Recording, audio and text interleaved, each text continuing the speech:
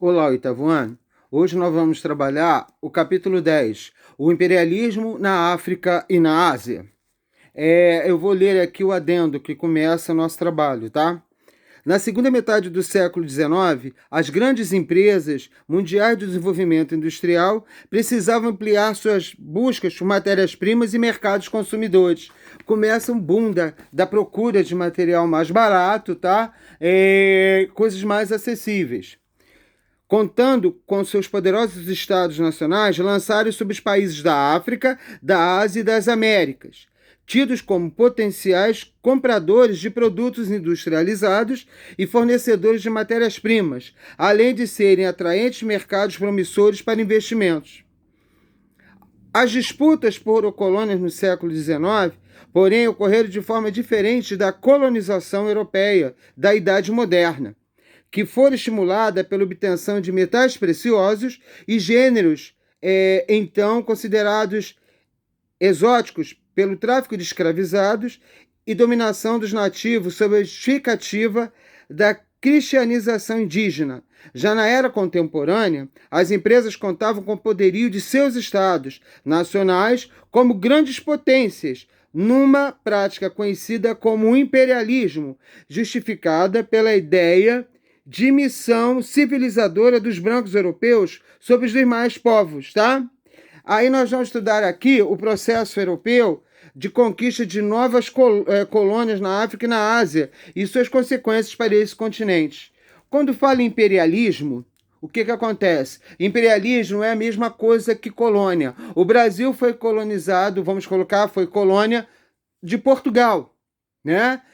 Tudo que tinha aqui era somente de Portugal. O imperialismo, o que é? Ele só impera, ele não faz a sua colônia ali, tá ok? Só vai ali para conseguir o que quer, mas não torna aquele território ou aquele país colônia deles, tá? Seria mais ou menos assim. Portugal poderia ter feito o quê? O império aqui no Brasil. Não seria colônia de Portugal, seria um império de Portugal, tá? Seria o imperialismo, tá? E o que eles faziam para essa legitimação das práticas imperialistas? Eles deram umas ideias, tá, gente, de que as pessoas desses outros territórios eram pessoas analfabetas, eram pessoas que não conheciam nada, tá? O que eles faziam, então?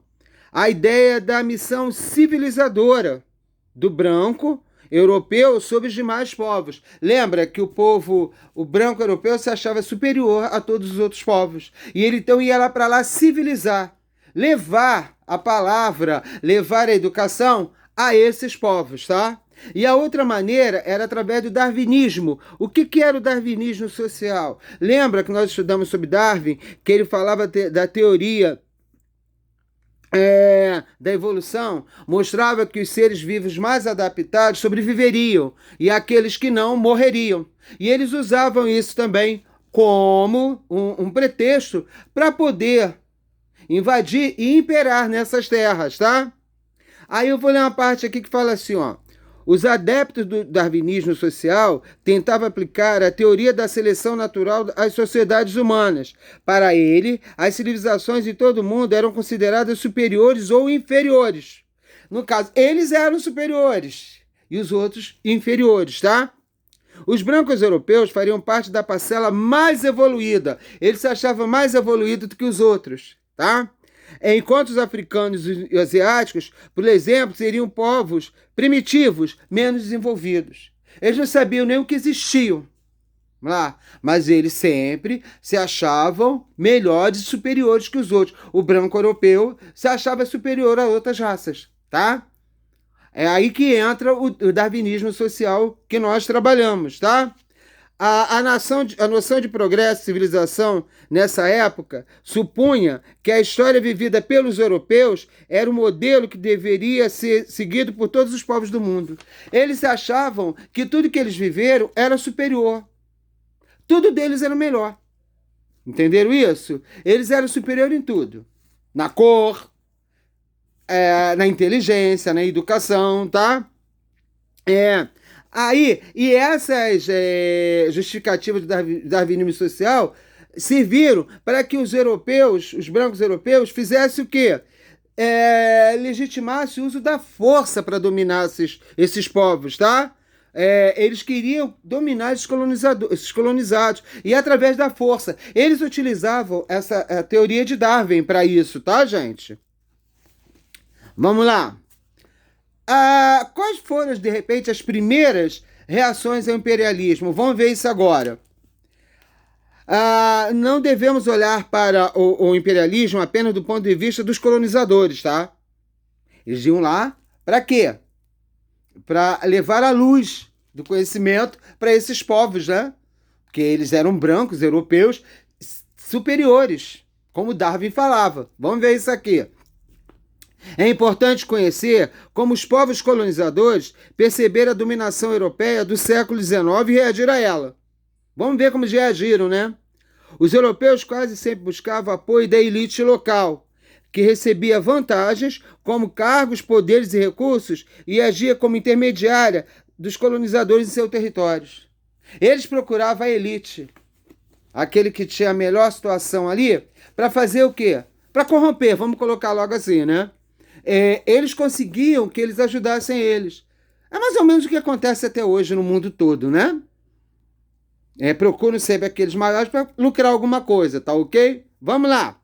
Por outro lado, vários povos africanos e asiáticos resistiram a isso aí. Eles eram livres, eles tinham a vida deles. Por que vem esses europeus brancos dizendo que vão esclarecer a gente em quê? Eles tinham noção, eles eram pessoas inteligentes, tá? Aí eles resistiram a essas diversas formas de dominação. Aí o que eles fazem? Eles contestando as imposições ideológicas, as ideologias desses europeus brancos, tá? Eles tinham as ideologias deles, as ideologias, as políticas econômicas e culturais forçadas por europeus e estadunidenses. Os Estados Unidos também estavam nisso. Eles queriam forçar. É mais ou menos o que aconteceu aqui no Brasil com os indígenas, que os jesuítas queriam que eles se tornassem católicos, que eles deixassem de ser politeístas, porque acreditavam em vários deuses, e se tornassem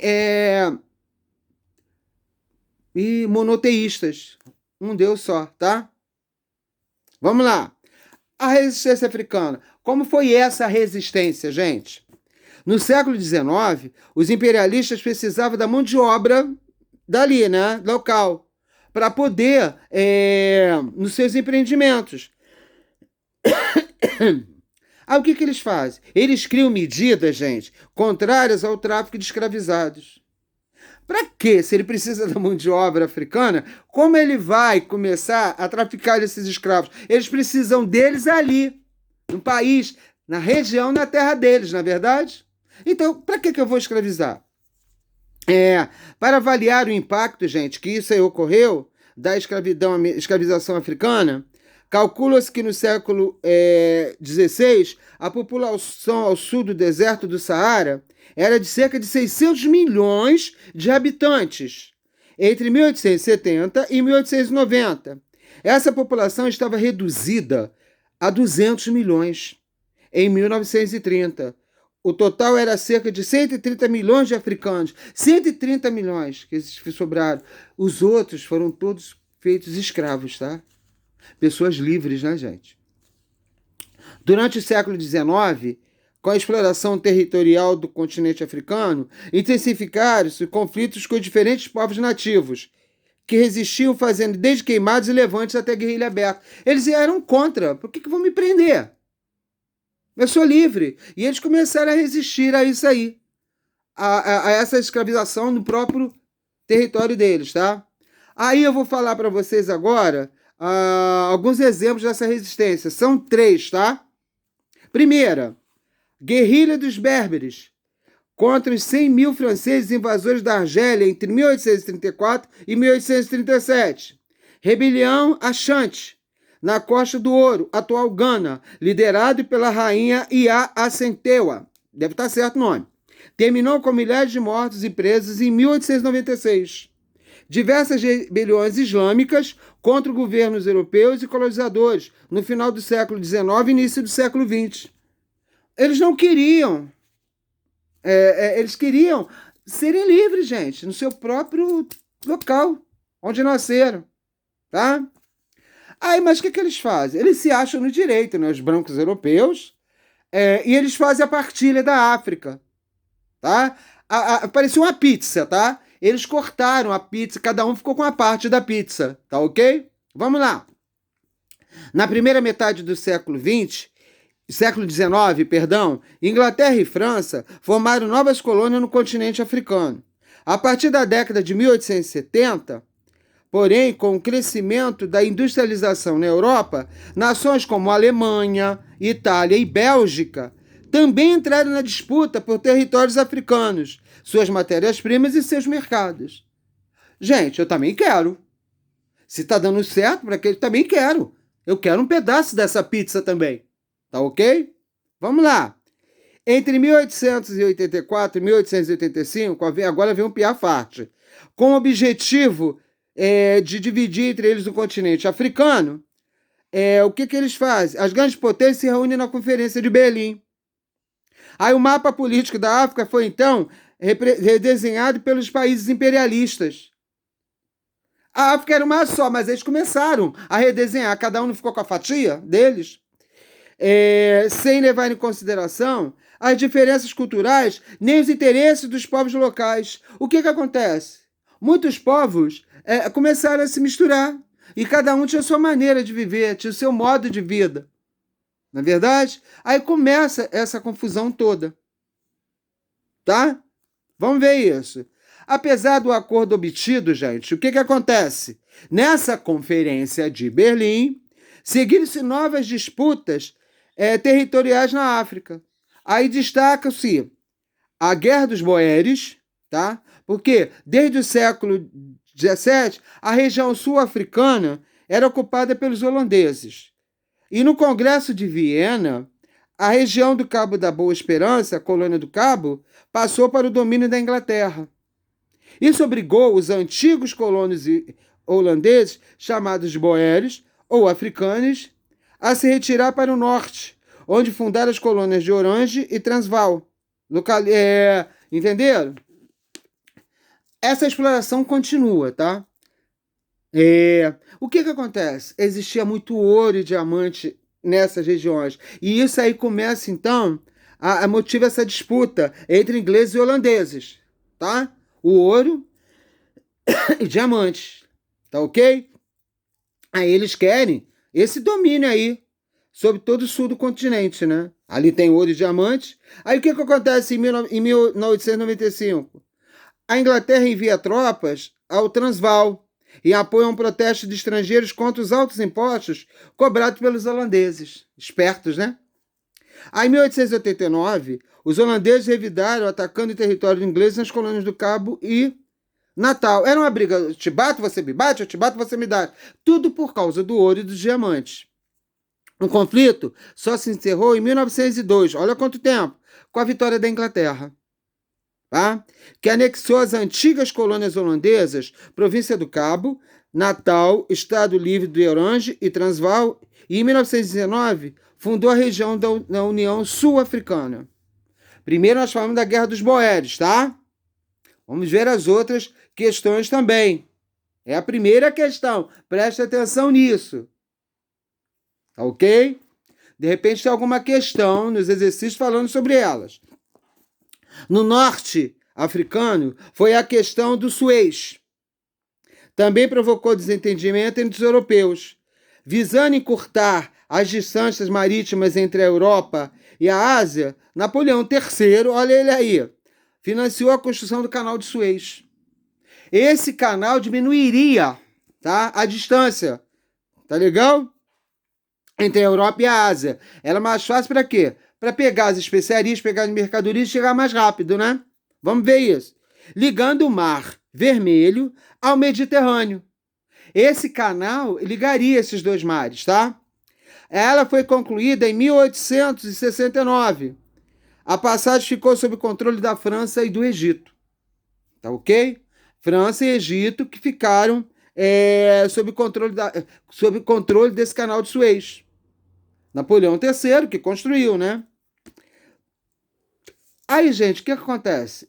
Em 1875, a coroa inglesa comprou os direitos egípcios da exploração do canal. O Egito vende para a Inglaterra. Inglaterra e França nunca se bicaram. França sempre perdendo para a Inglaterra, não é verdade? Lembra? Os outros Napoleões. Vamos lá. Aí passa a administrá-la com os franceses, tá? Tal situação gerou diversos desentendimentos. Por quê? E eles foram solucionados em 1904, em um acordo em troca do apoio britânico na conquista do Marrocos. Eles se juntam. Porque eles têm interesse nesse canal de Suez, né? Então vamos fazer o armistício, vamos fazer o acordo de paz. Eu vou ajudar vocês, então, na conquista do Marrocos. A França aí abandonaria o Egito, deixando o canal para os ingleses. Tá? A Inglaterra propõe isso à França. A França tem interesse no Marrocos. Tá ok? Os alemães, gente, não é só eles não. Olha os alemães também querendo a parte da pizza. Os alemães também desejavam conquistar os Marrocos. E opuseram-se às combinações francesas, gerando um conflito conhecido como Questão Marroquina. Tem a Guerra dos Boeres, Questão de Suez e agora a Questão Marroquina. Por quê? Marrocos, né? Os alemães não aceitam, tá? As ambições francesas. Aí, o que eles fazem? Isso daí, gente, foi uma das causas da Primeira Guerra Mundial. Essa questão marroquina aí, tá? A Alemanha não aceitava, que ele também tinha interesse no Marrocos, tá ok? Aí, gente, as consequências do colonialismo africano. Vamos fazer isso aqui bem assim, porque a gente já está sabendo disso, que a gente já trabalha há muito tempo isso, né? Vamos ver lá. A colonização, gente, trouxe grandes lucros para quem? Para as potências imperialistas que estavam imperando ali, não é verdade? Aí acelera o desenvolvimento econômico dessas potências, tá? Também estimulou as ambições de potências emergentes. Tinham potências que estavam surgindo, estavam emergindo, que eram como a Alemanha e a Itália. Eles também queriam a parte deles ali, tá? Recém-unificadas, essas nações entraram tardiamente na corrida imperialista e contestavam a hegemonia das potências tradicionais como Inglaterra e França. Lembra que a Itália era dividida? Ela se torna o quê? Se unifica, a Alemanha também. E eles querem também a parte deles ali. Porque só a Inglaterra e França que tem direito, né?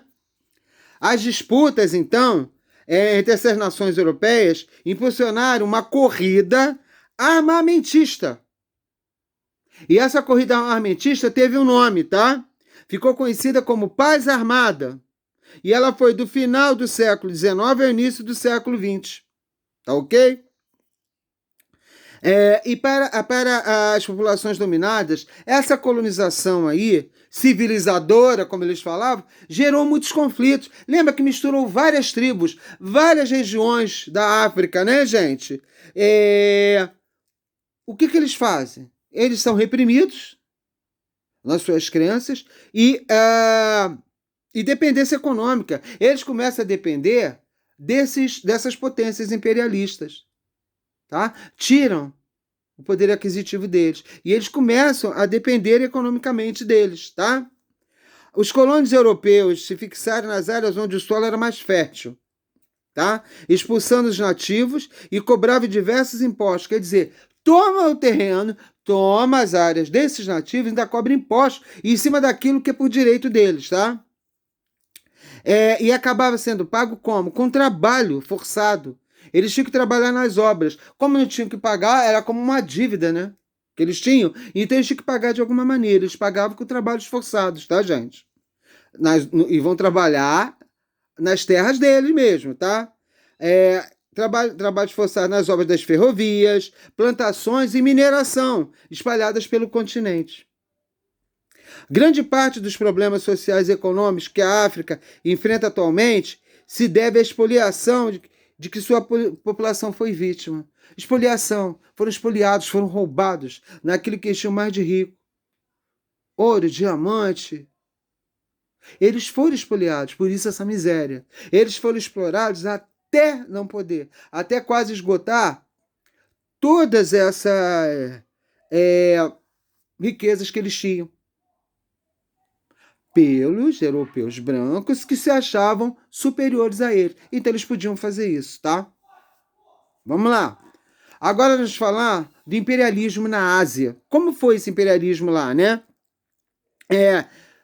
Aqui diz que a Ásia foi berço de algumas das mais antigas civilizações, como as do Vale do Indo e da China. Isso vocês trabalharam, acho que no sétimo ano, se eu não me engano. Que há muito tempo que eu não dou aula para o sétimo, tem coisa que a gente se perde, tá? E ao longo dos séculos, os povos asiáticos formaram grandes impérios e realizaram intenso comércio por terra e por mar. Tá? Aí o que acontece no século XV, por exemplo? Os chineses dominavam importantes rotas comerciais do mundo, alcançando portos da Índia, da África e possivelmente até da Austrália. Tá? Eles conseguiam isso, os chineses. Aí o que acontece? Aí, gente, começa a Idade Moderna. E ao longo da atividade da Idade Moderna, a atividade comercial asiática foi influenciada pela presença europeia no século XX, século XIX. Cismei com XX, né? Século XIX. Esteve dominada pelos interesses das potências imperialistas. Eles dominavam, né? Os homens brancos, darwinismo social. Vamos lá. Nessa época, estima-se que os europeus concentravam mais de 70% de todo o comércio mundial, negociando suas manufaturas em troca de matérias-primas e produtos agrícolas de outras partes do mundo. Eles faziam essa troca, porque eles produziam matérias-primas e produtos agrícolas de outras partes do mundo. Tinha lugares que não tinham isso, e tinha essa troca. Eles se tornam, então, riquíssimos, tá, gente? Com o fim do tráfico de escravizados africanos no século XIX, as potências imperialistas começaram a fazer o quê? Eles passaram a utilizar trabalhadores asiáticos como mão de obra, especialmente os chineses. Não tem mais os negros africanos, né? Vamos agora para os chineses. Vamos para os olhinhos fechadinhos, Xing Ling, né? Estima-se que no século XIX, entre 12 milhões e 27 milhões de asiáticos deixaram seu continente para trabalhar em outras regiões, onde viviam em condições degradantes, submetidos a trabalhos forçados. Eles viviam quase como os escravos, tá? Seria a mesma situação, tá ok? Aí vamos falar agora da Índia, dominação e resistência. Após ser dominada por portugueses, holandeses e franceses, a Índia passou para o domínio da Inglaterra.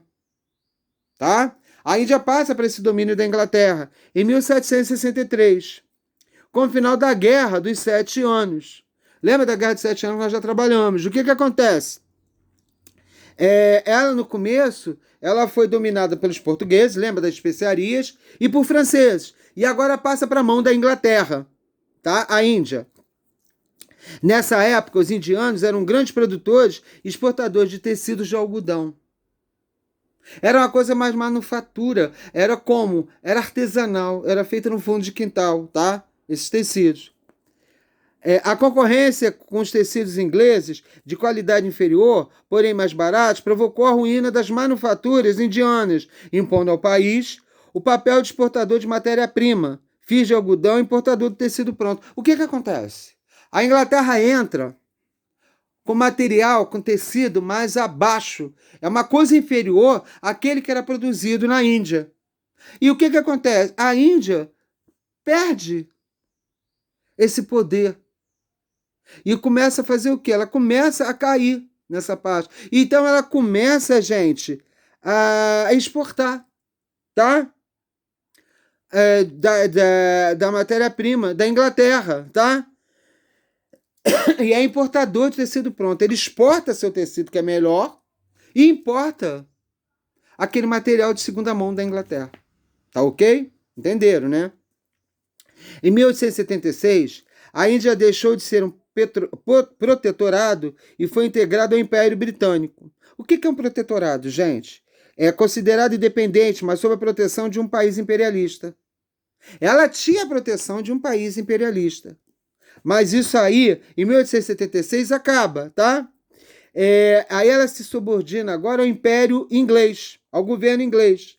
A Rainha Vitória, olha, foi coroada Imperatriz da Índia, a Rainha Vitória, da Inglaterra, sendo auxiliada no governo por um vice-rei indiano. Apesar de não ter sido aceito passivamente, o domínio inglês se estendeu até 1947. Eles não aceitaram isso daí de uma maneira pacífica, não, tá, gente? Passiva, não. Eles se rebelaram, eles eram contra esse domínio aí. Eles produziam seus tecidos, agora eles têm que vender o tecido dele e comprar os tecidos da Inglaterra. Entenderam isso? Vamos lá. Entre 1857 e 1859, soldados indianos que serviam à Inglaterra, chamados cipaios, iniciaram uma rebelião contra o imperialismo britânico na região. E isso aí ficou chamado a Guerra dos Cipaios. Tá? Essa guerra feita pelos cipaios é chamada de Guerra dos Cipaios. Tá? E eles se opunham aos pesados impostos que eram cobrados, tá? A mistura de castas forçadas. Lembra que na Índia tinha as castas, né, gente? E eles começaram a misturar essas castas. E isso daí não era legal para eles. Lembra que tinha os brahmanes, os sudras, os kshatriyas, os párias, que eram os dailits. Eles estavam abaixo, eles eram intocáveis, né? Eles eram considerados imundos, sujos. E tinha essa diferenciação entre eles. E isso aí começou a se misturar quando começa essa domínio inglês, tá? E eles não gostam disso daí. Aí o que eles criam? Eles vão para essa guerra dos cipaios, tá ok? Porque essas caixas foram misturadas nas tropas do exército. Imagina eu, que sou um brahmane, eu sou um sacerdote, eu estou lá em cima da hierarquia, ter que me misturar com pária, com dalit, uma pessoa suja. E eles não aceitavam isso, tá? Eles tinham essa casta. Aí o que eles fazem? E ao uso da gordura extraída dos bovinos. Por quê? Eles, gente, eles até hoje, a vaca é um animal sagrado para eles. Ela transita pelas ruas assim numa boa. E eles tinham que utilizar essa gordura. Eles estavam matando o símbolo sagrado deles, que era um deus, né? Uma deusa. Ok? Ele é considerado sagrado no hinduísmo, que era a religião deles. O que era isso? Para impermeabilizar os cartuchos com a pólvora, tá? Aí a guerra dos cipais, como eu falei, o movimento foi violentamente reprimido. Em 1885, foi criado o quê? O Partido Nacional Indiano, pela autonomia, que lutava pela independência. Eles começam a lutar pela sua independência, tá? Agora vamos ver aqui. China, controle estrangeiro e a guerra do ópio. Gente, o que eles começam a fazer? Eu vou contar uma historinha. O ópio era produzido muito na Índia, tá? No caso, é um alucinógeno, tá, gente? O que acontece? Ele era produzido na Índia e vendido na China. Não era a China que produzia. Os ingleses traziam isso para a China e vendiam para os chineses, tá? E nós vamos entender isso aqui agora. China, controle estrangeiro e a guerra do ópio. A China mantinha-se afastada das relações comerciais com o Ocidente. A abertura comercial chinesa foi conseguida graças às pressões estrangeiras a vários conflitos, especialmente depois da guerra do ópio. Tá? Vamos ver isso aqui. Produzido na Índia, como eu falei, já sob o domínio inglês, o ópio era vendido aos chineses pela Companhia Britânica das Índias Orientais. Produzido na Índia e vendido para os chineses. Esse comércio, muito lucrativo para os ingleses, tinha um lucro exorbitante, tá? Resultava em enormes prejuízos para a população chinesa, uma vez que o seu consumo provocava dependência e sérios problemas de saúde. Era uma droga, né, gente? Isso provocava uma dependência tão grande que muitos nem conseguiam trabalhar. Tá legal? E dava problema de saúde. Com problema de saúde, como essa pessoa vai produzir, não é verdade? Em 1839, o governo chinês proibiu a comercialização da droga, apreendeu e destruiu carregamentos ingleses, o que fez a Inglaterra declarar guerra. Ué, a China vai tirar aquilo que está me dando mais retorno financeiro? Vamos declarar guerra. Ela não pode fazer isso. Um abuso, né, gente? Mas como eles se achavam superiores, eles tinham que aceitar esse jugo aí. Como não aceita, eles declaram guerra. Vamos lá. Após 3 anos de combate, os chineses foram derrotados e obrigados a abrir vários dos seus portos ao comércio internacional. Eles não eram fechados, a China? A Inglaterra consegue adentrar aí para vender esse ópio, mas eles continuam com alguns portos fechados, eles não comercializam com ninguém. Quando são derrotados, a China tem que abrir seus portos, tá? Vamos ver isso. Ao comércio internacional. Também tiveram de entregar aos ingleses a ilha de Hong Kong, que só foi devolvida à China em 1997. A França, os Estados Unidos, o Japão e a Rússia também conseguiram se instalar na China, com o apoio do poder imperial chinês e das elites aristocráticas. A dominação estrangeira não foi facilmente aceita, gente, pela população chinesa, que se rebelou diversas vezes. Aí, em 1851, liderados pelo cristão Hong Xiuquan, deve ser esse o nome, tá? Revoltosos tomaram a cidade de Nanquim para nela fundar o Reino Celeste da Grande Paz. O Reino Celeste da Grande Paz. Uma comunidade igualitária baseada na coletivização da terra, na abolição da propriedade privada e na igualdade entre os sexos. O que eles queriam? Era uma comunidade igualitária. Todo mundo tinha direito a tudo. Ninguém tinha mais do que o outro, tá? E o que eles fazem? Homem e mulher receberiam e trabalhariam do mesmo jeito e receberiam. Não haveria essa diferença, tá? Eles acreditavam numa nação livre, em que todos trabalhariam e ganhariam pelo seu trabalho. Ninguém ganharia mais do que o outro, tá? Esse movimento, chamado de Revolta de Taipã, Grande Paz, em chinês, questionava o poder imperial e o domínio internacional na China. Os confrontos se encerraram em 1864, com a vitória das forças imperiais